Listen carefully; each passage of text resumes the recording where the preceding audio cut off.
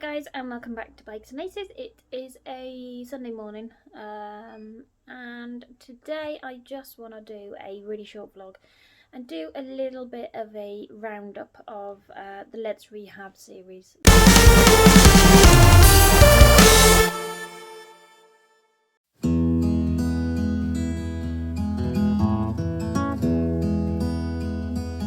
So the Let's Rehab series was a series I started because I ended up with an injury.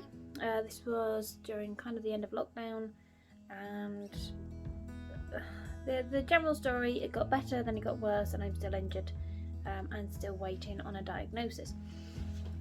So I thought I would just kind of round it out because I reckon I'm probably going to be waiting a short while for a diagnosis. My next appointment isn't for another week. I've been waiting about 6 weeks for this appointment now.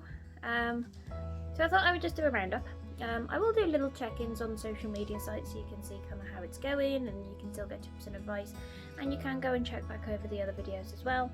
But I thought I would just kind of round it out and share with you a few tips to help you if you are on your own kind of recovery journey. So I think the first most important tip is go and get it checked out. I mean, certain injuries, if you end up with a bit of an ache or you maybe just bashed into something and bruised it, you don't really need to go and get it diagnosed. But if you've got a pain that you're not sure of, or something that stops movement or anything like that, go and get it checked out by a professional. On a side note, please don't rely on Facebook because you can get several different answers. Please do go and see a professional where they can actually diagnose you. So it might be a podiatrist, it might be a chiropractor, it might be a physiotherapist, it might be a GP. Go and speak to them and go and get some proper professional help. I mean, that's kind of where I am at the minute. It is a little bit of a waiting game that I'm on because I'm not quite in that box of this is the problem, this is the solution. But I will keep you updated on how it goes, and hopefully if I get a diagnosis and get back to running, you'll see a bit more activity from me on the running side of things. Which takes me nicely on to the second tip, which is to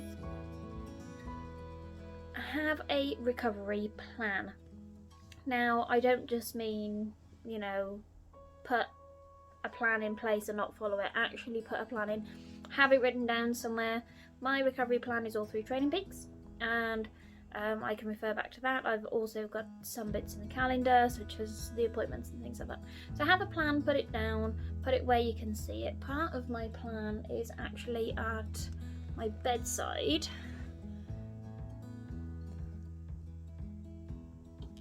So I have a short note of the things that I need to do every morning as part of my physio, and then I have additional physio and strength and conditioning that I also have to do on different days.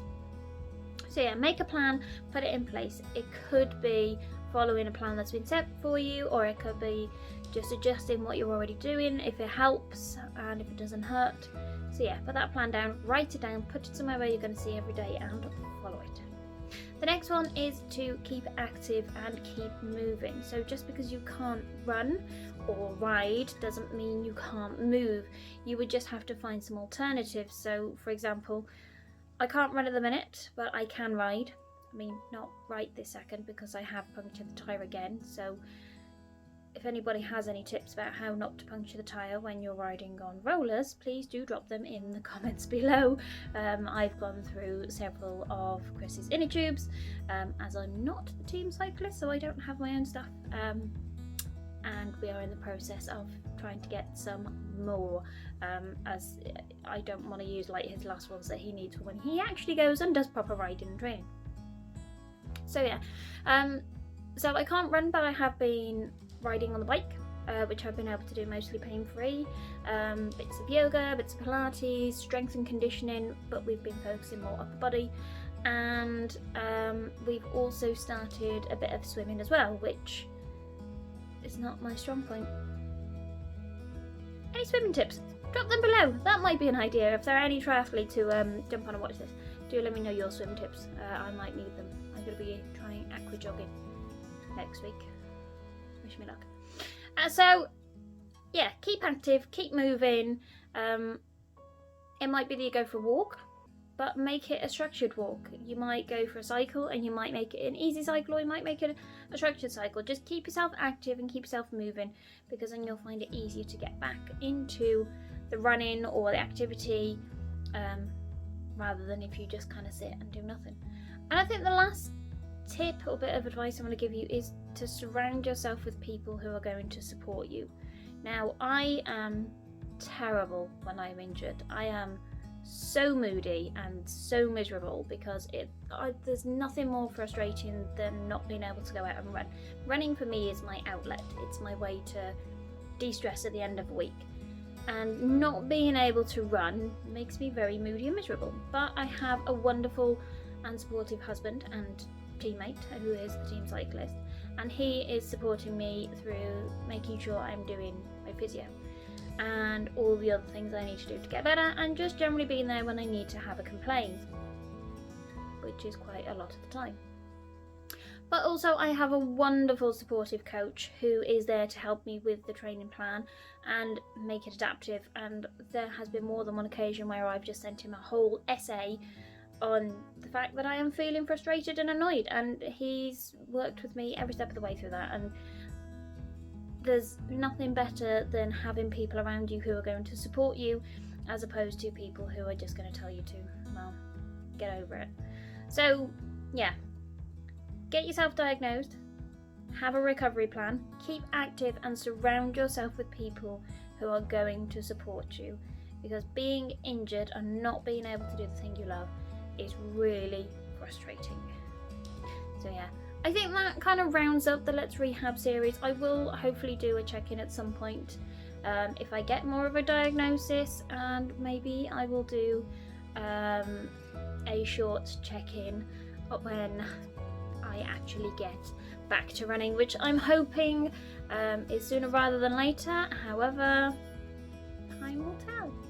For now though, I'm going to leave the video there. If you enjoyed this very short kind of vlog check-in, then do give the video a thumbs up and do consider subscribing to the channel. We post 3 videos a week. Sometimes we do live streams as part of those videos, and sometimes we will just post videos. You can keep up to date with us on Facebook, Instagram, Twitter and LinkedIn, and you can just generally go and check out all the videos we've done. We've done lots of fun things, taste tests, book reviews. I'm in the process of working on a few more book reviews, so do go and check them out. And if you want to see any particular content, or there is anything you want to ask or find out, then you can pop them in the comments below, because we love hearing your feedback. For now though, go and enjoy the rest of your weekend, and hopefully I'll speak to you all very soon.